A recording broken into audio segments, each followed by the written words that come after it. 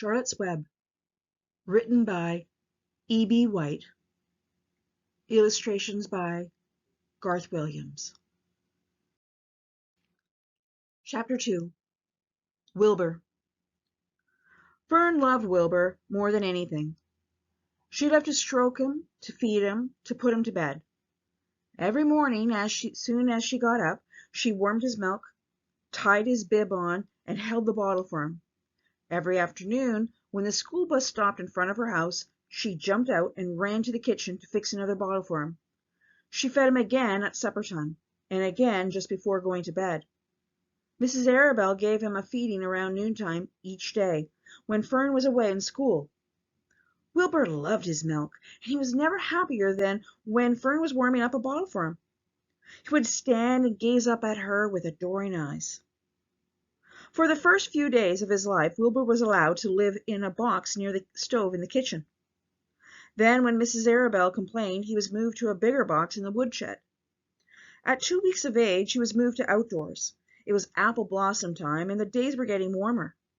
Mr. Arabelle fixed a small yard, specially for Wilbur, under an apple tree, and gave him a large wooden box full of straw, with a doorway cut in it so he could walk in and out as he pleased.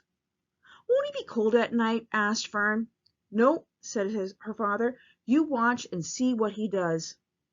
Carrying a bottle of milk, Fern sat down under the apple tree inside the yard. Wilbur ran to her, and she held the bottle for him while he sucked. When he had finished the last drop, he grunted, walked sleepily into the box.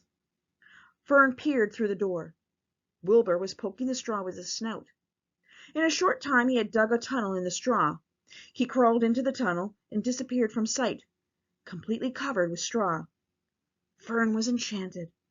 It relieved her mind to know that her baby would sleep covered up and would stay warm. Every morning after breakfast, Wilbur walked out to the road with Fern and waited with her till the bus came. She would wave good-bye to him, and he would stand and watch the bus until it vanished around the turn. While Fern was in school, Wilbur was shut up inside his yard. But as soon as she got home in the afternoon, she would take him out, and he would follow her around the place. If she went into the house, Wilbur went too.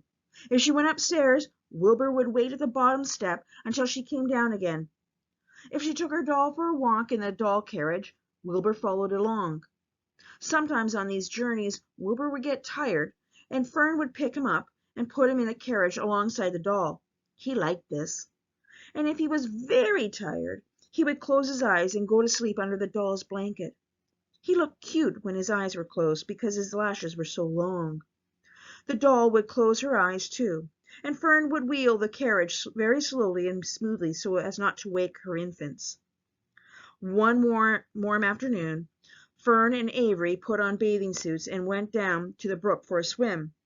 Wilbur tagged along at Fern's heels. When she waded into the brook, Wilbur waded in with her. He found the water quite cold, too cold for his liking. So while the children swam and played and splashed water at each other, Wilbur amused himself in the mud along the edge of the brook, where it was warm and moist and delightfully sticky and oozy. Every day was a happy day, and every night was peaceful. Wilbur was what farmers call a spring pig, which simply means that he was born in springtime. When he was 5 weeks old, Mr. Arabelle said that he was now big enough to sell and would have to be sold. Fern broke down and wept, but her father was firm about it. Wilbur's appetite had increased. He was beginning to eat scraps of food in addition to milk. Mr. Arabelle was not willing to provide for him any longer. He'd already sold Wilbur's 10 brothers and sisters. "He's got to go, Fern," he said. "You have had your fun raising a baby pig. But Wilbur is not a baby any longer, and he has got to be sold." "Call up the Zuckermans," suggested Mrs. Arabelle to Fern. "Your Uncle Homer sometimes raises a pig, and if Wilbur goes there to live, you can walk down the road and visit him as often as you like." "How much money should I ask for him?" Fern wanted to know. "Well," said her father, "he's a rent. Tell your Uncle Homer you got a pig you'll sell for $6 and see what he says." It was soon arranged. Fern phoned and got her Aunt Edith, and her Aunt Edith hollered for Uncle Homer, and Uncle Homer came in from the barn and talked to Fern.